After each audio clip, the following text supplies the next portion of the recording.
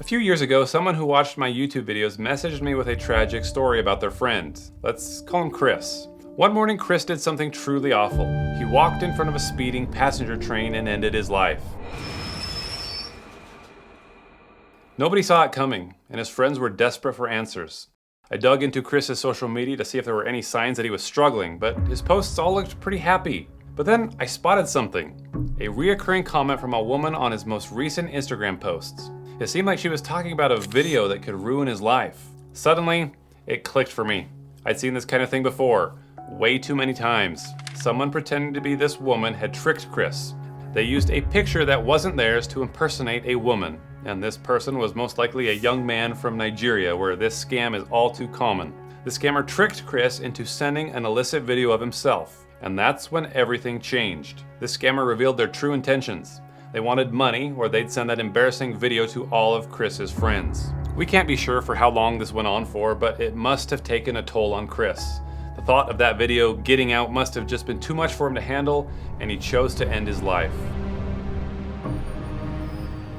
This type of scam is called sextortion, and the FBI has stated that cases like this are exploding around the country. Preventing sextortion begins with practicing good online habits and being cautious about the information and content that you share.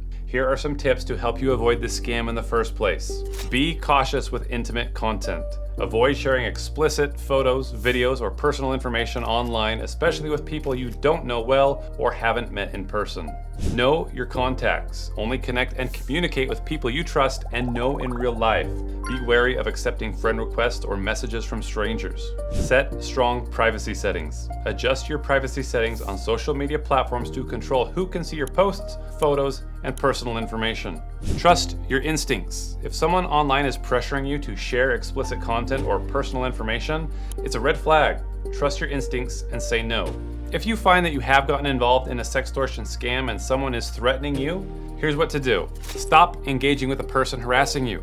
Remember, responding can sometimes escalate the situation or provide that person with the attention that they're seeking. Block their account to limit further interactions. You are not going to pay them off. They will never stop asking you for money. Report them within the app immediately. Block the scammer's account and report their behavior to the platform administrators. This helps prevent them from targeting others. Talk to law enforcement if you feel you've been taken advantage of. They can connect you with resources in case stuff gets bad, like this great website. TakeItDown.ncmec.org is run by great folks who have amazing resources to scrub intimate images from the internet and keep them from being spread online without your permission. And finally, tell a trusted friend or parent what's happening. This is so important. You need someone to walk through this with you. I know it's embarrassing, but you need to open up. People care about you.